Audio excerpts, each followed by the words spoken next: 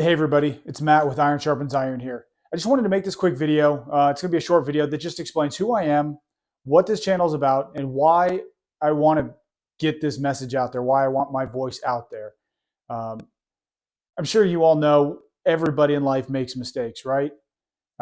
That's what this video and that's what this channel is going to be about, is how to prevent some of the mistakes that I've made and how to overcome them if you've already made them. I just want to let you know, first and foremost, that you are never too far gone to change the direction of your life. You've never made a mistake so big that you can't turn things around if you really want to. And hopefully through this video and through the other subsequent videos that I put out on this channel, you'll be able to hear my story and know how much I actually mean that. So first and foremost, let me just explain who I am. So my name is Matt, and for 3 years I worked as an EMT, and for 15 or 16 years after that, I worked as a deputy sheriff in California.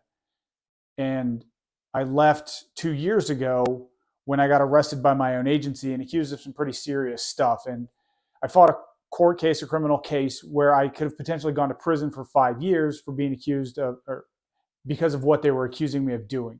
That case is since resolved. I'm obviously not in prison, but it all could have been avoided if I just addressed some of the issues that I had in my life. Most significantly, those issues were depression, PTSD, and self-medicating.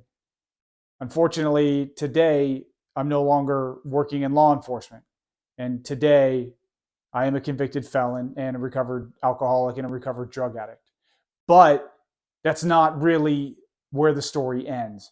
You see, from 2007, when I graduated the police academy, until 2022, when I was working as a detective in investigations, I had a great career.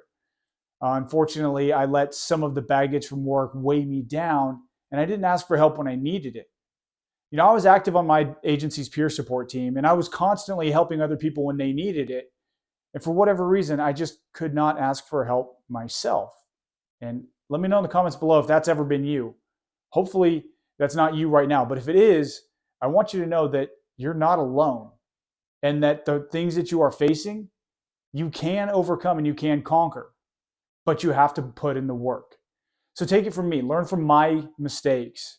Don't let yourself get to a point where you self-medicate with stimulant drugs, where you drink way too much and you jeopardize not only your career or your marriage, but quite literally your life.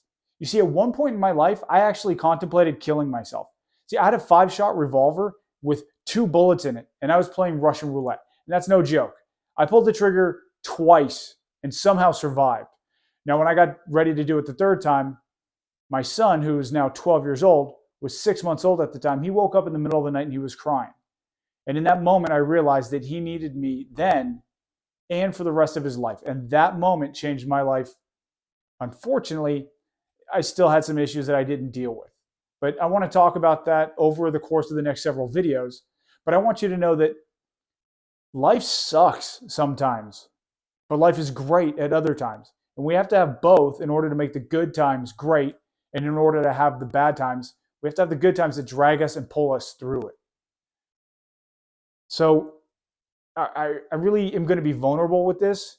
And it's already kind of a stigma and an embarrassing thing to say, but I can't let it get to me anymore. I am a convicted felon for now, and I'm a recovered drug addict, and I'm an alcoholic, right? I no longer drink. It's been 5 years, over 5 years since I've had any alcohol, and it's been over 2.5 years since I've used any sort of illicit stimulant drugs. But at one point in my life, my house was going into foreclosure.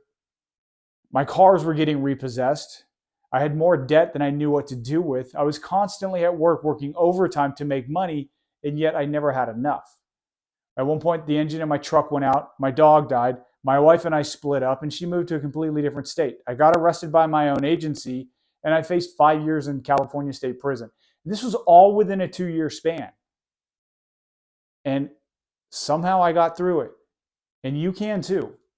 But it's not easy. And I want you to know that you're not alone, and that at the very least, my goal with this channel is to give you some resources, to give you some examples of what I did that didn't work, to give you some examples of things I did that did work, and maybe some regrets of things that I didn't do that I really wish I had done. My life today would be better, at the very least it would be different, if I had taken what I know now and used it back then. So over the next couple videos, I really want to put out there what I did, what I didn't do, and how to get out of the pit that you might find yourself in. Trust me, it's not fun being in those dark places. But I want you to know you're not alone. It may feel like you're all alone in that deep, dark pit, but I'm not the only person that knows how to get out. I'm not the only person that's been there. And hopefully through the next couple videos and through this channel, which is called Iron Sharpens Iron, I and other people who chime in the comments below can help you get out of the pit that you're in if you currently find yourself in one. Or maybe you're not in one right now, but at some point you might be. And I don't want you to look around and give up hope because it's dark and you think you're all alone. Trust me, you're not. You just have to know how to accept help if it's offered. You have to know how to ask for help. But at the very least, you have to know how to stop digging so you don't get deeper into that hole.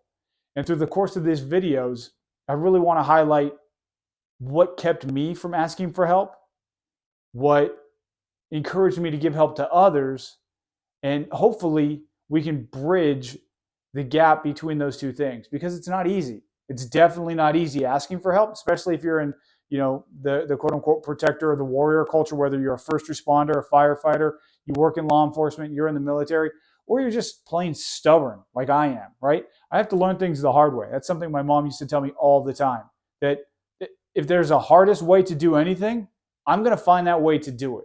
Why? I don't know. I'm a knucklehead. I couldn't tell you. But I've learned a lot from those experiences. And for the most part, I think they've made me better and they've made me stronger and they've made me more resilient.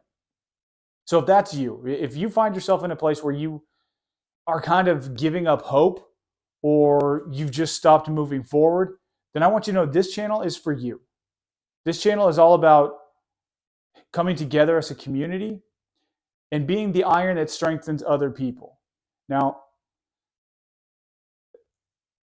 I believe in Jesus Christ. Jesus Christ is the Lord of my life. The purpose of this channel is not to be religious or to push a certain, religious perspective at all, but that you'll get that in some of the things I say.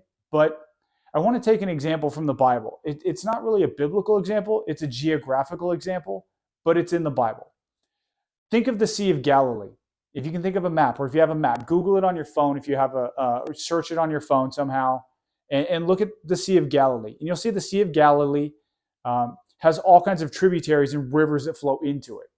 It also have rivers. It also has rivers and tributaries that flow out of it. And the Sea of Galilee is where Jesus did most of his ministry. The Sea of Galilee has all kinds of fish. There's all kinds of villages and towns that were built around it historically because it was a source of life. Why? Because it had water and it had life coming in, but it had life flowing out of it as well. Now, if you think of that same geographical area, just south or just below the Sea of Galilee, there's the Dead Sea. Now, why is it called the Dead Sea? Because there's nothing in it that can live. That sea has such a high salt content in it, pretty much anything and anyone in it floats. But the high salt content also kills all the life that would ever be in it. And if you look at it on a map, you'll notice it has all of the water and the life-giving water that the Sea of Galilee has that comes into it, but the Dead Sea has nothing flowing out. It does not give out at all. And because of that, it becomes stagnant and it dies. Everything in that sea, the Dead Sea, dies because it doesn't give out. And that's one of the core principles of this channel and one of the core mindsets I have now. When I was in my deepest, darkest hour, I was trying to give out, but there were things that were stopping me. I wasn't giving out as much as I could have or that I know I should have. So this is a challenge for me as much as it is for anybody watching right now. That I want to encourage you to not only receive encouragement from this channel or from other people that participate, but also give out. Be like the Sea of Galilee. Take encouragement and life in, but also give it out. Pour it, as somebody's pouring into you, pour into somebody else so that you constantly have a flow of new ideas and new life coming through you. Learn from my example. I hate to say it, and it's really, there's kind of a stigma attached to it, but at this point, it is what it is, and I can't change it, and I honestly don't even care anymore. At one point in my career, I was Officer of the Year, and in an agency where there's hundreds of sworn law enforcement and over 1,000 personnel that can be nominated for Employee of the Year, to be the officer or the Employee of the Year is a huge accomplishment. It's a huge privilege to be nominated. But then to go from that high in 2018 down in 2022 to being arrested by my own agency and blasted across the newspapers, to ultimately pleading no contest to felony counts in court when I was in law enforcement, it's embarrassing. Now, there's a reason for it. I made bad decisions, but there was also some strategic parts of it, and I won't be a convicted felon forever. But right now I am. And hopefully I can help you get out of a path or a collision course that you're on, even if you might not see it right now. Because when I was going through all that stuff, I never thought it would be me. But I realized it was. And I had lots of friends who took their own lives over the years. And I always thought it would never be me. But it almost was. So I want to make sure, if that's you right now, where you're on that collision course for destruction or even death, that we break that right now and we get you off those tracks. Because if I can do it, so can you. So if you want to comment in the comment section below about a time in your life that you overcame some pretty difficult adversity, I would love to hear from you. I would love to start that conversation about what you did that you're proud of, and maybe what you did that you're not so proud of, that we can all learn from it. And we're not trying to embarrass anybody. We're definitely not trying to shame anybody. The only person I'm trying to put out on blast like that would be me. And I'll use myself as an example. And I'm okay with that. So feel free to comment down below. And maybe, just maybe, there were a few things that you didn't do that you regretted that you wish you did do. Put those down in the comments below so we can talk about that.